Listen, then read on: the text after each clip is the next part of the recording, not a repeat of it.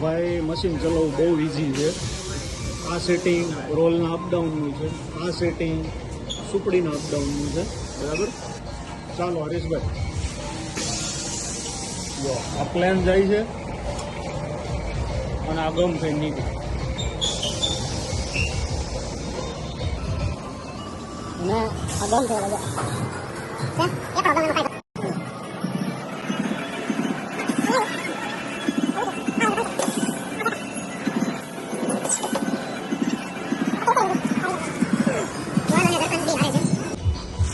આખી પટ્ટી લાગેલી છે.